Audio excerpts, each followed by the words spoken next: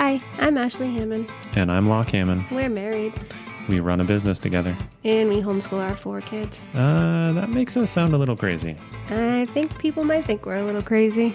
Well, through all that crazy, we're here to help you blaze your own trail through a world designed for conformity. And break the chains holding you back from living an uncommon life. This is Trailblazers and Chainbreakers.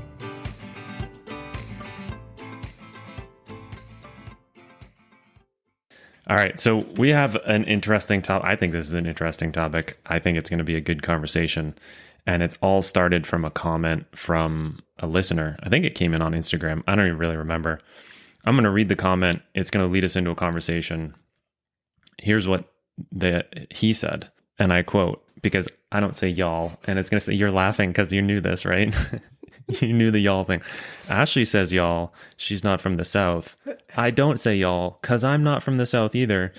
Somebody in this comment, and I don't know if he's from the South or not, said y'all. So have y'all figured out how to consistently offer similar kindness, caring, and understanding to a grown-ass woman, wife, as you do to your beautiful children? I'm aware this is a bit snarky. Wifey and I have been at each other a good bit over the last couple days, and I'm worn a bit thin at the moment. And that's the comment. And I read this as, and I'm going to turn this over to you in 1 second. I read this as, how do you love your partner in their less than lovable moments? Where does that bring your mind? You're laughing. So where are you right now? I go to just like the blunt truth that I needed to hear was like, it's not about you. So in their less than lovable moments, somehow, some way, we try to make it about us. And whatever they're going through, if they're going through something, we have a really hard time as the partner letting them go through what they need to go through without selfishly making it about us. And like, I needed that for myself, because is it really that they're not lovable? Like, is it really that they're being difficult or not lovable? Or are they just going through something that's part of life and we're making it more than what it needs to be? I mean, that's a good question. Making everything about ourselves is, I mean, I guess you could call that a flaw, but I think it's just a human trait. It's how we are. Like, we view everything through our perspective. And so I like that. I like that point, because what that makes me think is immediately is like logic and emotion, and how many times you've done something. So like, obviously this is my perspective, but you've done something that frustrates me. And I'm looking at it from a purely logical standpoint, which is my current perspective, because I'm somewhat calm and also a very logical person. And I'm trying to apply logic. And I'm like, why the heck did she just do that? That doesn't even make sense. We don't even keep that in that cabinet, or like whatever it is. But it was probably an emotional moment for you that caused whatever the action is in this hypothetical situation. I'm trying to apply logic. And like, that's a really easy way to see how it's not about me, my perspective. I'm trying to apply logic. And I think a lot of people can relate to that, where they're trying to figure out what the heck someone was thinking. Well, they weren't thinking, it was emotion. Yeah. It's not logic, it's emotion. So yeah, I want to read a quote that this comment brought to mind, and it's technically a parenting quote, but I will bring it back around to relationships. And it's by an author named if I could get the name right, L.R. Nost. And the quote is, respond to your children with love in their worst moments, their broken moments, their angry moments, their selfish moments, their lonely moments, their frustrating moments, their inconvenient moments, because it's in their most unlovable human moments that they are most need to feel loved.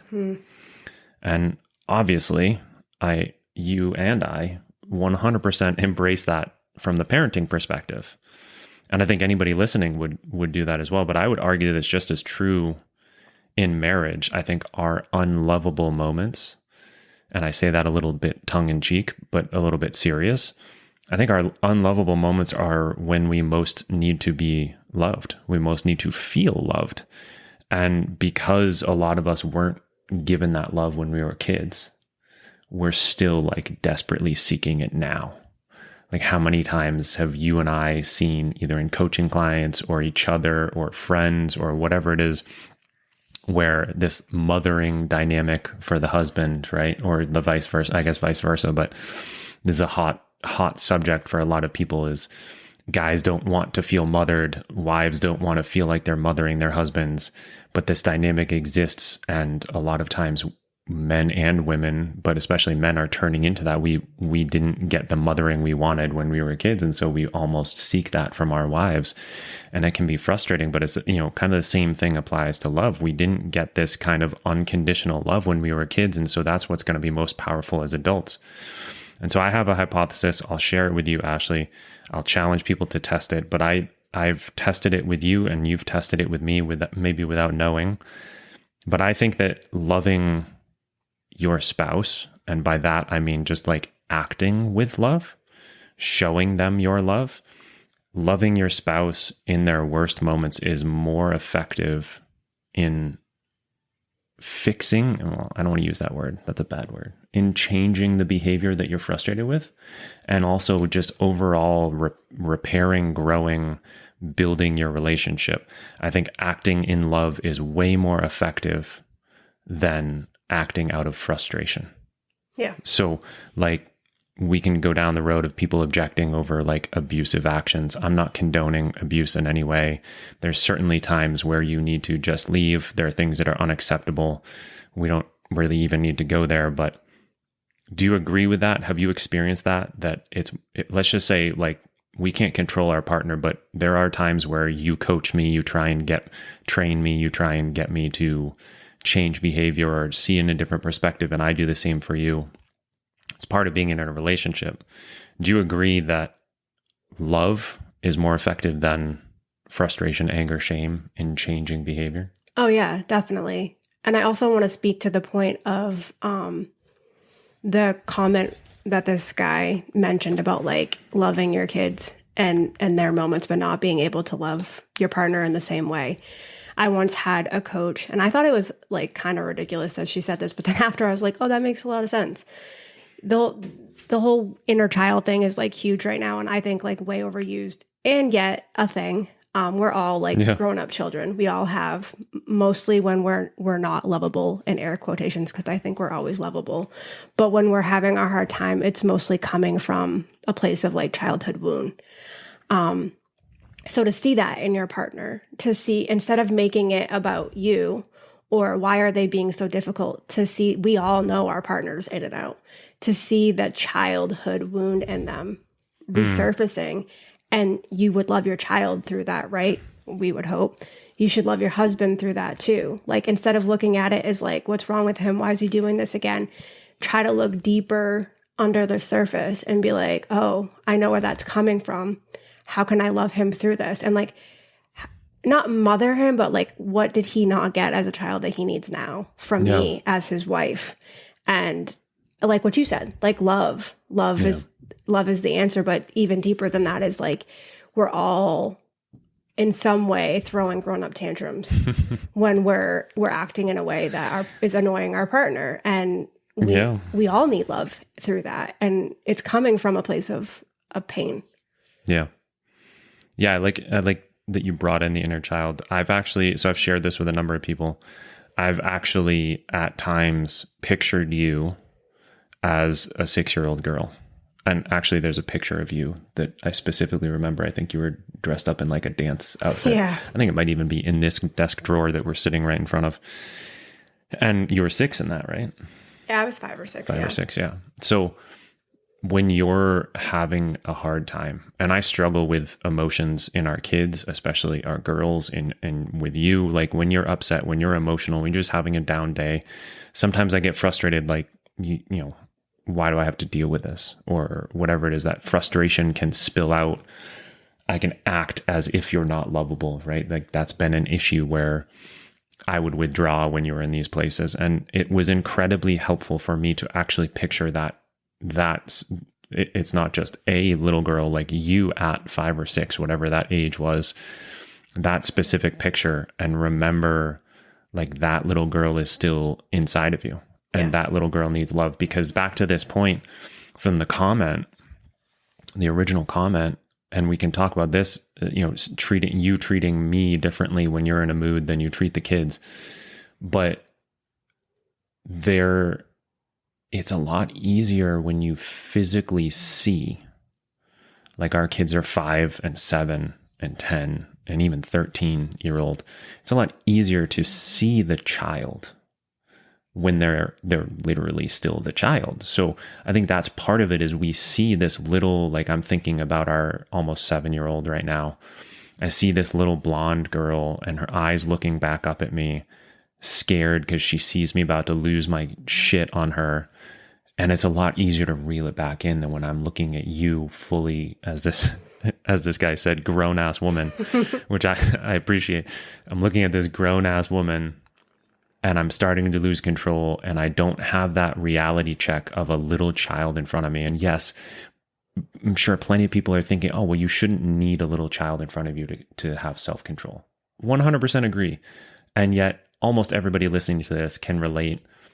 It's just not that easy as, oh, well, I shouldn't need that. Sometimes we do. Sometimes we are going to be showing our imperfections and struggling with this.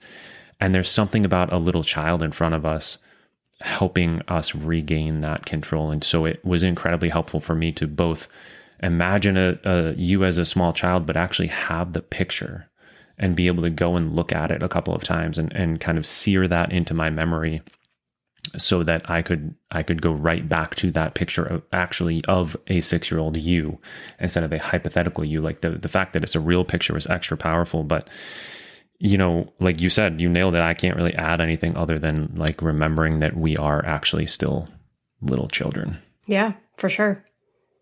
Yeah. So let me hit on this, since we're talking about the difference in the original comment kind of came to this too.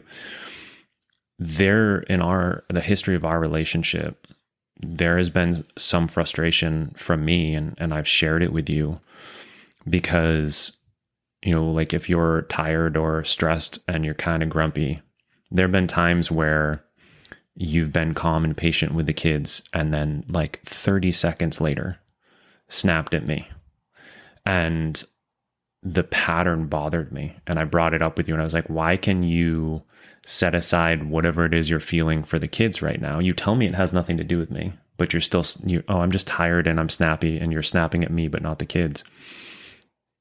And I expressed, I'm not great at expressing frustration with you, but I expressed frustration about this. We talked about it, and I'll share where I eventually got in the end with my feelings on this.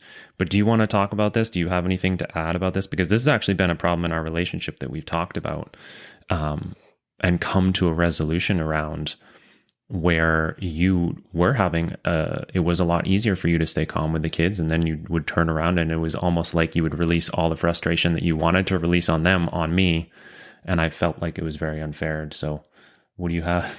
Well, it's interesting. I actually just read about this recently. I might have not been calm with the kids. Like when you're in a place of like, maybe you're frustrated with me because I'm in a mood and I'm grumpy.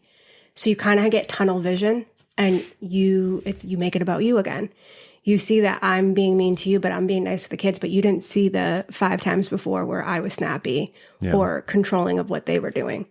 So it's an interesting, I wouldn't have said that like 6 months ago, but like I'm looking at it now from that lens. Like sometimes when we are in a place of like ego and like annoyed with our partner, we only see like tunnel vision, like, and we try to make it about us. Like what I said from the beginning, like they're being mean to me or they're lashing out at me, and oh, I can't believe they're doing this again, but they're treating the kids so well.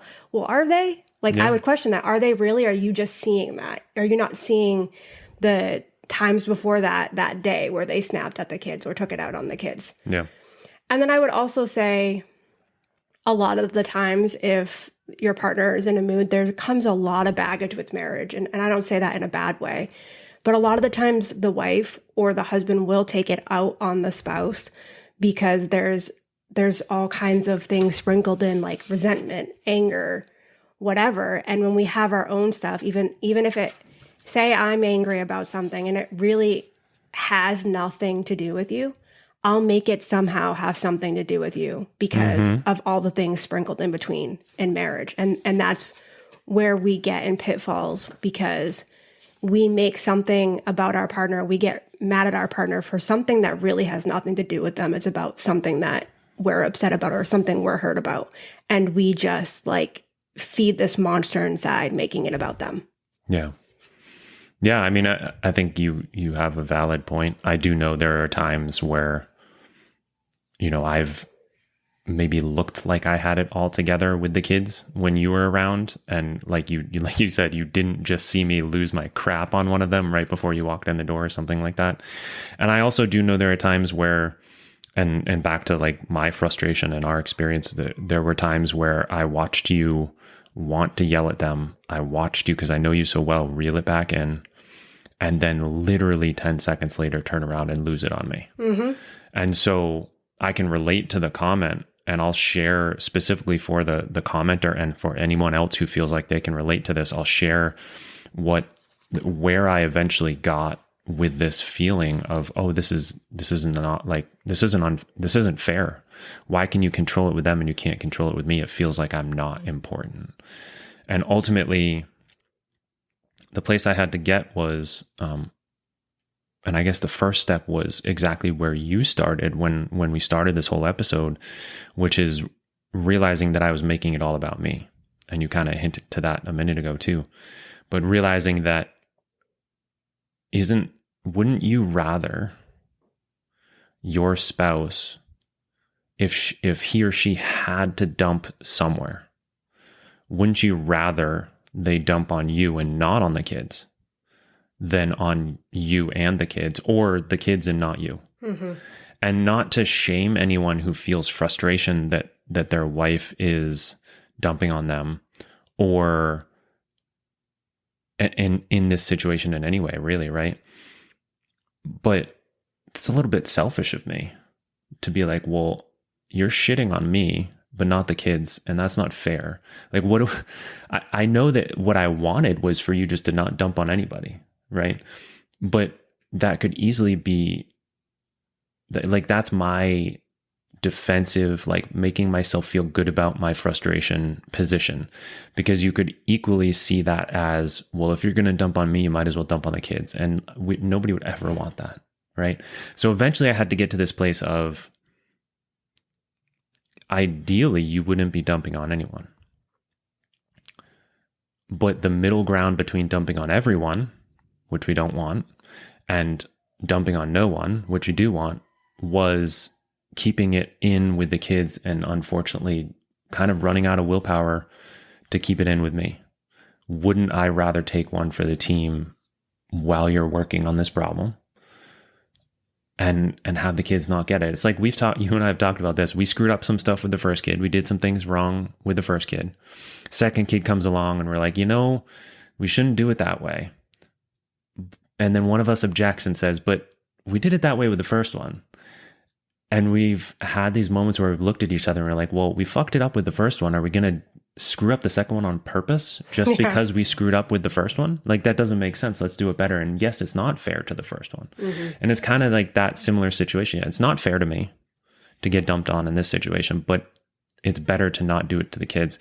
And so, like, back to the original comment, like, how are you offering this same care and kindness to your wife when she's frustrating you that you can offer to your kids? Sometimes you can't. And sometimes I'm not justifying or enabling that, because after the fact, you need to go back and own it and apologize, and you better be working on it. Your spouse better have assurance and proof that you're working on it. And that was one of the big things for us, was I saw how hard you were working to fix the problem.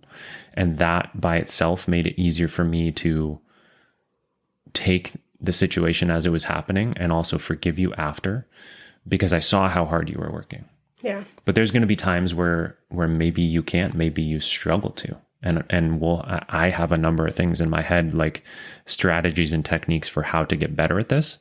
But, before we even hit on those, there's going to be times where maybe you can't. Yeah. And I think this is more common for a woman to dump than a man. And I'm not saying that is okay either. I've dumped on you plenty of times, and I could have done things differently, and I've learned to do things differently. And I can't really pinpoint, it's a whole other episode, on how I've not railed it in, but learned to handle my own stuff instead of dumping it all on you. Because a lot of the times when I dumped on you, it had nothing to do with you. It was stuff that I was angry about or mad about. And then there was lack of communication too. I just had a brain fart. Brain fart. I do want to talk about, though, like a for instance type thing. So for me, on the woman version, and I hear this a lot with women and men, I am the more goofy one, I'm just a goofball. I'm just like constantly, like most of the time, a goofball. And you're a lot more serious. And that can come across a lot of the time as being grumpy. Mm-hmm. You're also the main provider, and you're a masculine man who puts his head down and is getting to work. And I used to let that get to me because, like, I had to know when it was time to try to be goofy and silly with you and let you do what you needed to do and not take that personally. And I think that for me was really hard because I always took it as like you were angry or not happy because you seemed grumpy or mad all the time. And for me, that was hard. So like you weren't necessarily dumping on me, but I was taking it as like, what did I do wrong? He's always grumpy and angry. And there is a time where I need to help soften you a little bit and like flirt and try to have fun with you. And there is times where like, it's not about me. Like you need to be serious, and that's how you work. And that's how you get things done. And that's how like your creative brain works. But that was my thing with you. And I'm just saying this for instance, because for so many years, I picked fights because of that. Like I picked fights and made you feel guilt and shame because of the way you were. And that wasn't the way to do it. And I needed to figure out how to love you in that and also soften you at times and when was the right time for that. There's so much nuance there. That's such a great point. And there's so many moving pieces. Like for example, your love language is quality time. And so when I'm head down, focused on a project, focused on work, focused on whatever, because that's just my personality, it's easy for you to feel like you're not getting loved because you're not getting quality time. So understanding that that's your love language and that doesn't necessarily mean I don't love you, that that's not how my brain thinks because that's not my love language. It helps soften it for you, but also on my end, understanding that that's your love language, I have to, or I can be able to be like, okay, this sounds unromantic, but like if I'm head down focused and your love language is quality time, there were times where I literally put it into my calendar to come hang out with you for 30 minutes or an hour. Yeah. And because that was important to you, because I was so focused, I knew I needed to idiot proof it and put it in my calendar so I didn't forget. So like there's that piece, there's that moving piece as well. There's also this piece that I've talked about this before, and we've talked about this before, this idea that as a father, as a husband, as the man in the house, everyone, your kids and your wife, are looking at you. And when you're angry and you walk in a room angry or grumpy or distracted, like this is a running joke. We've made this joke. I have a face. And there was one podcast episode where he told a story and the punchline was like, honey, change your face. If my eyebrows are off, if I raise an eyebrow the wrong way, I look angry, and my kids know it. And I've been angry in the past, so it's extra sensitive in our house, right? So when you're the man in the house, your kids and your wife are looking at you, you walk in a room angry, upset, frustrated, you could literally say, guys, I'm not mad at you. This is what's going on. They're still going to look at you and wonder if you're mad at them. Yeah. Or if it's their fault, or if they did something. And that doesn't mean you've done anything wrong, just to be clear. Maybe in the past you've been angry like I have been. Maybe you haven't, and you haven't done anything wrong. And it can be frustrating sometimes if you haven't done anything wrong in the past, but your wife and your kids are looking at you, and some small piece, hopefully only a small piece, but some small piece of their brain is like, hey, is he mad at me? Is this my fault?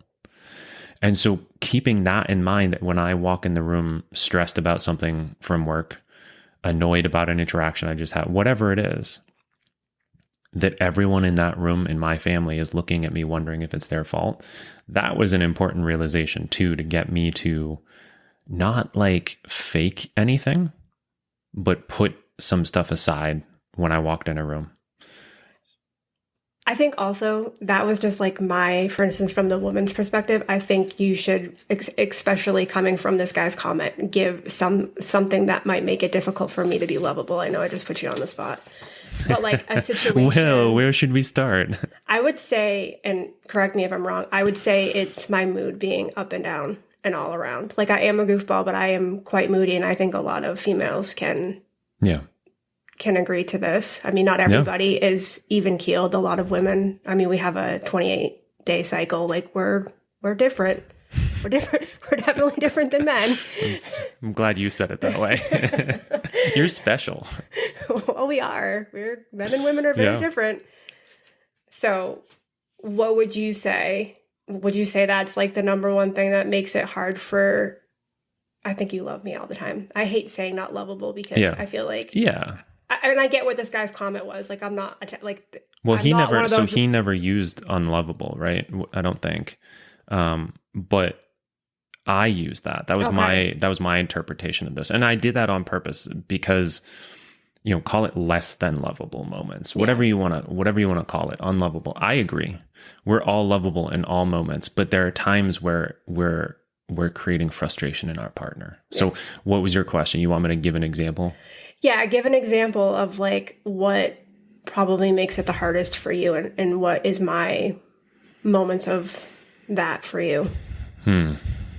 Well, I'm not going to say this is the hardest, but you brought up a good example of just when your mood changes or when you go to a moody place.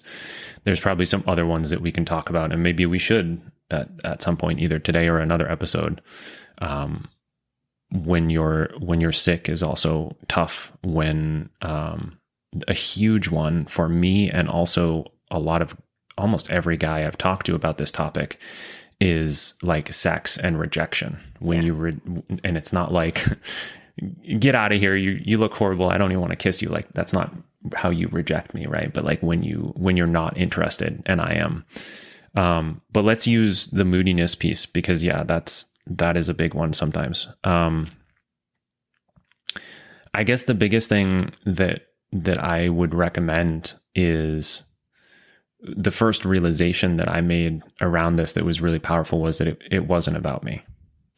And connected to that was how often I was taking it about me. Yeah.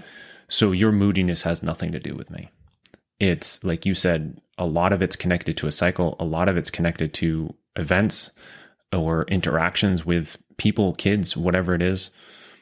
I'm not justifying, rude, inappropriate behavior, like you ripping me apart or anything like that. But when your mood goes up and down, a lot of times I'll go to this place like, I don't have time for this. I don't want to deal with this right now. And reminding myself, the first piece is, her mood has nothing to do with me. It's not a reflection of my worthiness, my lovableness, if that's even a word. It has nothing to do with me. And so stop taking it personally. I would get very bent out of shape.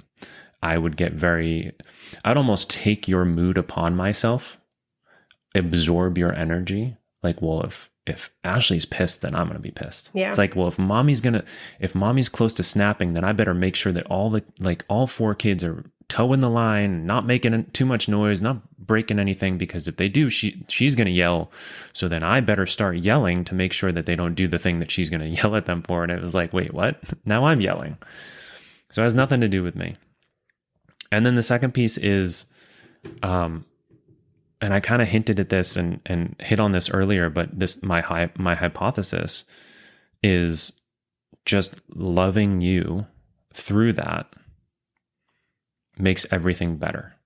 So if we go like really almost primal brain, like guys are problem solvers, like I'm looking to solve the problem, which is not always healthy, by the way. I can't solve this for you.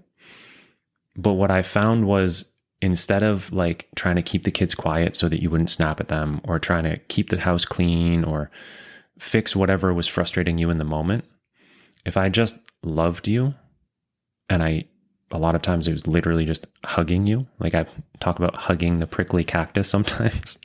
Like, I don't want to hug you right now. I'm annoyed at you, but I'm going to hug you anyways and give you some love.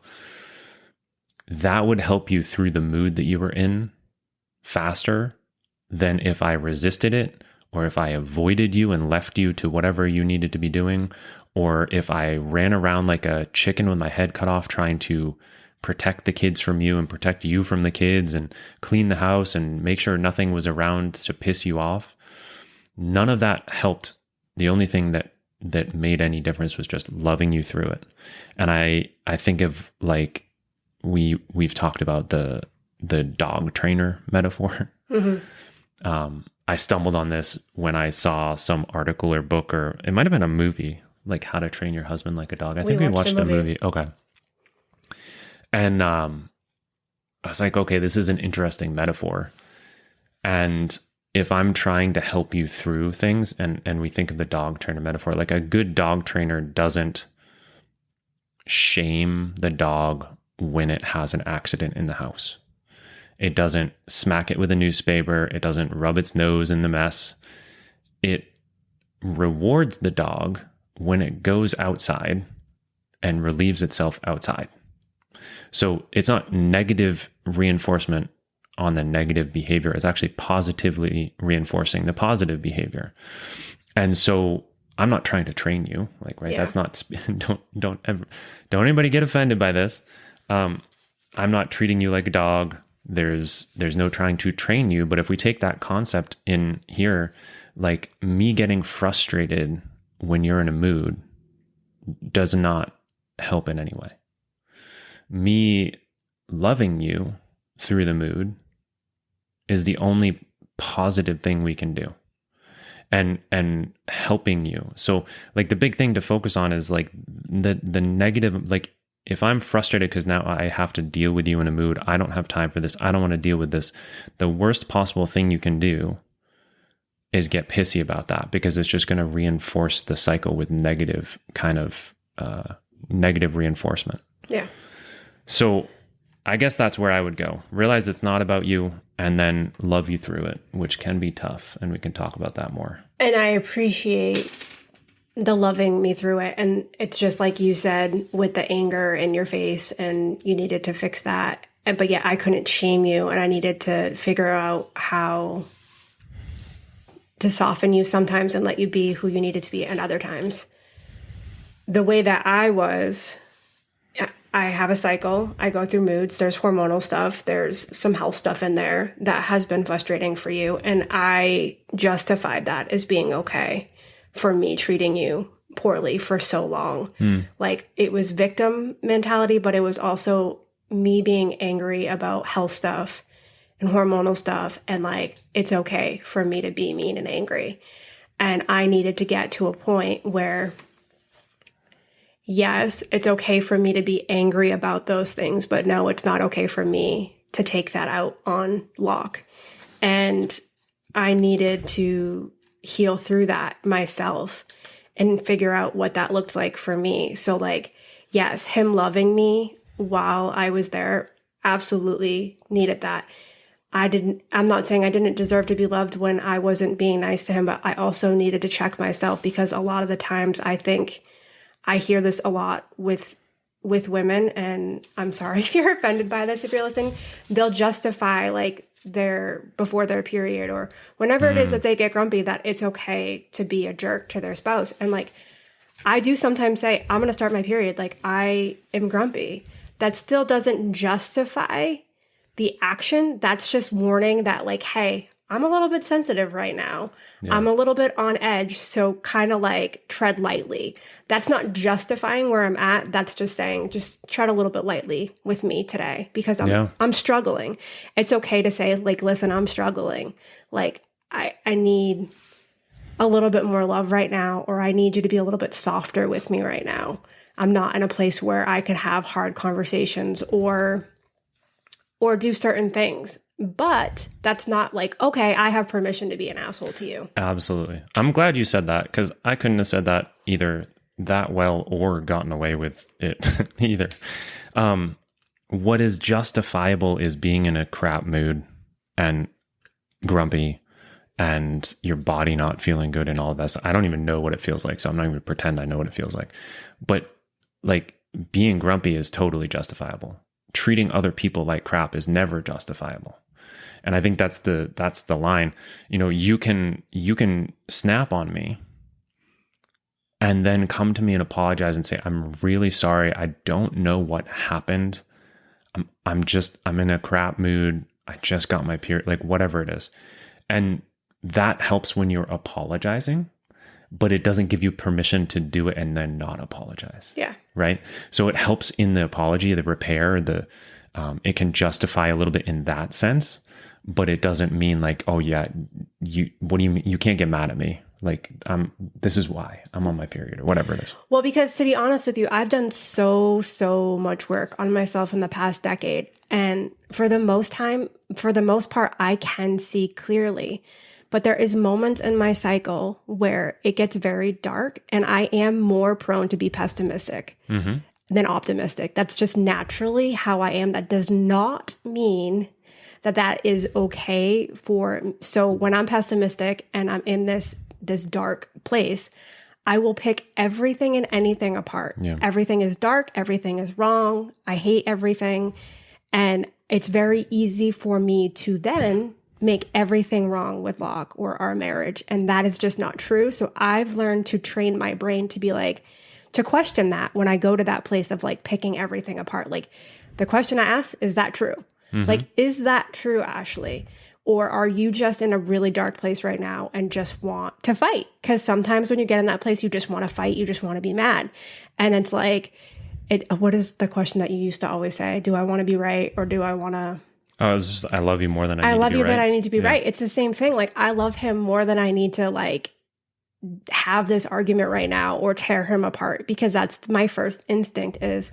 I'm angry, I'm pessimistic, everything sucks, and it's all his fault. Yeah. And in reality, like, I believe that to be true in the moment, but that's just not true. And I know, like, 2-3 days from now, like, my beliefs are going to be completely different. So is it worth getting in a fight and saying all these things that I won't mean tomorrow, right now? And, like, it took me a long time to get to that place, but you have to find these tricks and tools to be able to ask yourself these things in these dark places, because you have to be almost prepared if you know yourself. These dark places aren't going away for me. Like, these moments are not going away. They're here. Yeah. I need to learn how to work through them when I'm in those moments instead of doing what I used to do. And the key word you use there is learn. Yeah. Right? Like, you need to learn. So it's going to be a little bit of a process. That's what I was going to add to this. Like, I love you more than I need to be right. One of the most important phrases I have in my parenting and my relationship, like, it changed. I don't want to oversell it and sound like clickbaity, but it changed how I acted in our relationship. It changed how I was as a father. And yet it was a hard place to get to actually implementing that. It's like, you hear about it and you're like, I love you more than I need to be right. Yeah, that's good. Like, I'm going to use that. That's the first step. Then you fail to use it. Yeah. And you screw it up. And you're like, damn, I completely forgot about that. And then you get awareness and you catch it a little bit and then you start to use it, but then you fail some more. And it's this process. So everything we were just talking about, it's a process. It's a hard place to get to. And I think that there's a little bit of ownership that I would say I needed to take in terms of, like, setting boundaries, which is maybe a whole nother podcast. Yeah. We don't want to go into that too much today. We've already gone pretty deep. Yeah. But, like, setting boundaries in terms of, like, as you're learning how to do this, everything you just described, as you're learning how to accept that you're in a dark place, but not spill that out, as you're just, like, developing the awareness that you're in the dark place. Because how many times have you been there and you don't catch it until, like, 3 hours after? Yeah. And so, like, I play a role in this, and we could just as easily reverse these roles, and we could be talking about me being in a dark place and you needing to draw boundaries. So this isn't, one sex or the other, but, like, there are times where I would need to be the one who could say, hey, you're starting to pick at me. Yeah. Knock it off. Not what's wrong with you. Yeah. To the guys, don't ever say to your wife, what's wrong with you? What's wrong with you is, like, you're poking and you're going to start a fight. You have a pen in your hand right now, and I got a little scared for my eyeball because you started pointing it at me as you said this. I was like, I didn't even say it, Ashley. Not the word. Yes, to say. don't say that. Don't say that to anybody. But yeah, that's definitely not the right phrase. But setting boundaries, we'll have to do an episode on this. I just want to say this one point about boundaries because, first of all, so many people overuse the word boundaries. It's like a sexy buzzword on Instagram, like set boundaries, it'll change your life. Oh, you don't like what they're saying? Set boundaries. Oh, they disagree with you politically? Set boundaries and don't ever see them again. So if you're turned off by the word boundaries, just stay with us for 2 seconds. When we say set boundaries, stand up for yourself, be assertive, say what you want. Like all of these different things come into play here. In this specific situation, hypothetical situation, maybe all it is like, hey, Ashley, you're starting to pick at me. Please stop. I will never deliver it that well. Usually I'm like, don't start right now or knock it off. Like I don't always deliver it well, but it's basically assertiveness. And the last thing I'm going to say on this is that assertive does not equal aggressive. It can, but I think a lot of men are hesitant to be assertive in their relationship and with women because they are afraid of their assertiveness being taken as aggression, and that aggression being labeled as either abuse or toxic or whatever, narcissistic or whatever other sexy buzzword on Instagram that people want to label it with. Assertiveness is not bad. Aggressiveness is, and there's a difference. And maybe we should pick that apart in the boundaries topic. But yeah, did you have anything you want to add around that? I think we hit on communication really briefly, highlight the importance of communication. So like, if you're struggling with these things, if you're working on, what was the example we used? So you being in a dark place, not dumping that on me is the example we've been using all episode. Just being able to have conversations around that. Yeah. It was so important for me to know that you were working on that. And the thing with like self-development and self-growth is that you can't physically see its effects. So like if I'm working out every day for 12 months, you're going to physically see the changes in my body. But if I'm working on myself, growth, health, healing wise, you're not going to physically see anything different. And it happens so differently for everybody too. Yeah. And so like, I don't see the work you're doing mentally. So how am I supposed to know you're working on it? And it was incredibly important for me to understand that even though you were still struggling with this problem or that problem or whatever it was, that I knew you were working on getting better. If I didn't know that you were working on getting better, or I doubted that you were, or I knew that you weren't, it would have been very different. Yeah. Agreed. I could give you a little bit more benefit of the doubt. I could be a little bit more forgiving, or just take a little bit more knowing that like, stand up to her nicely instead of just telling her to go screw herself because she's trying and she's working on it and she knows it.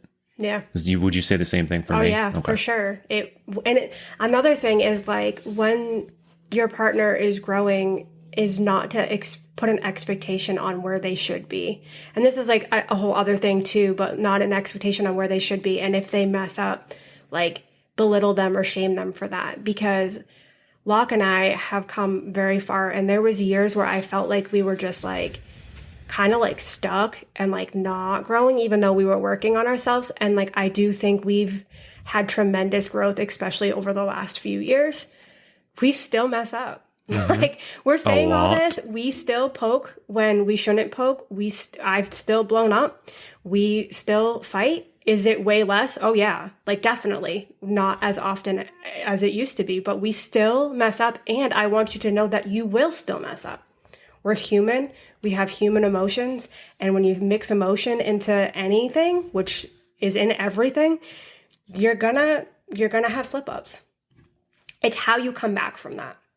And I feel like we're going off into like separate podcasts, but it's how you come back from that. And It's how you treat each other. And love has been a really big thing for me. And I know it might sound kind of corny, but I think love and loving each other through that is the biggest. Yeah. Yeah, I agree. I want to give one more thing. We're running out of time here, but want to give one more thing in addition to, like, I think I'll remind you guys, like, go get a picture of your spouse when they were a kid so that you can imagine little inner child version of them. I think that's huge. One more thing that I did, constructive, like actual practical thing that I did that I'll offer you guys. If you're tempted to keep score, like I always am trying to keep score, trying to stop myself from keeping score, like, here we go again, or she did this last time, or there was one time where, this is a slight tangent, your two love languages are quality time and acts of service. I would argue that your number one love language is doing the dishes. So like, maybe you just hate it that much. So like, me doing the dishes for you was both hugely impactful, but also at a time, like at one point, and now everybody overcorrects like this. Everybody, when we learn to ask for what we want, oftentimes we kind of do it in a horrible way sometimes. Yeah. So like, we're learning about love languages. And one of the ways learning about love languages backfired for us is you understand how important acts of service, specifically doing the dishes, is. So then you start to see how many times you have to do the dishes. And you start to get frustrated by that. And now you're aware of it, right? So you said something to me, and I don't even remember if you did it well or not. It doesn't matter. But I'm like, you know what? I'm going to love the crap out of her, and I'm going to do the dishes as many times as I can. And I tried in a very positive, like, good intentions. I tried to gamify it. So I found an app where I got points in the app for the number of times that I did this habit. And I programmed into it doing the dishes. And so I started keeping track of how many times I did the dishes. Which right? I think backfires for you. Well, yes, it did backfire. Because what happened was, good intentions. It helped me do it more. It helped me have a little bit more fun doing it. Be like, okay, yeah, I get to go get 10 points or whatever the hell it was. But what happened was I did the exact thing that frustrated me and you. So you learned about love languages. You realized how important doing the dishes was to you. You realized how much you were still doing the dishes, and you said something snarky, probably. And I got annoyed, and I was like, okay, well, I'm just, screw this. I'm going to love the crap out of you. I'm going to do the dishes. So then one night or day or whatever, you're in a little bit of a mood, and you are thinking about all the things you have to do. And you said something about having to do the dishes at night, because that was what we agreed. Like, I give the kids their tubs, you do the dishes. That way we get everything done quicker. And I just kind of snapped on you because I was keeping score. I was tracking. I was like, do you know how many times I did the dishes in the past? However many days. And like, you didn't know what to, you were taken aback. Anyways, it turned into a little bit of a fight because I was keeping score. Okay. So like, stop keeping score, first of all.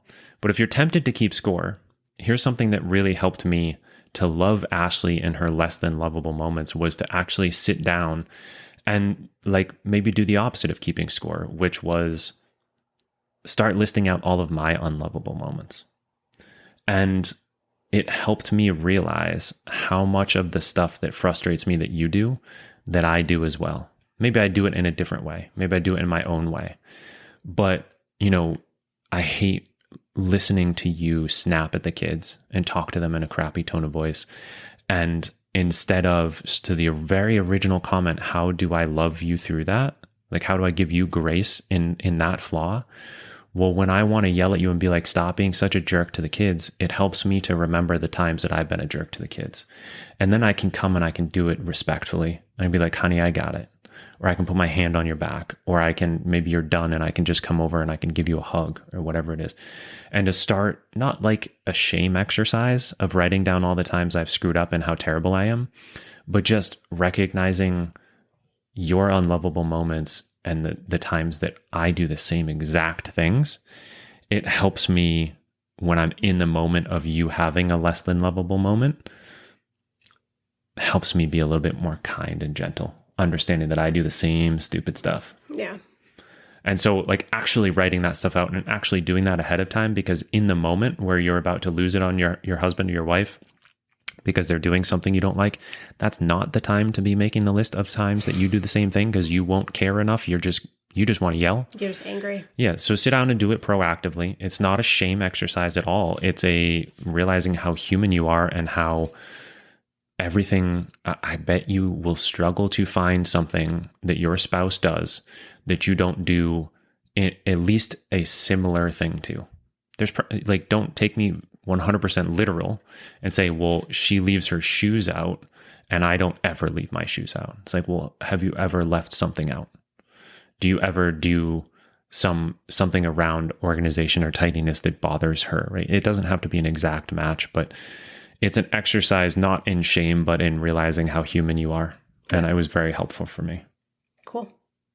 You got anything else? Nope. You're done? I'm done. All right. Thanks for coming along on the journey this time. Thanks, friends. Hi, friends. If you're enjoying the show, would you please leave a quick rating or review on Apple Podcasts for us? Doing this helps more people find the podcast, which means even more people can benefit from the conversations. We really appreciate you and your time, and thanks, as always, for listening.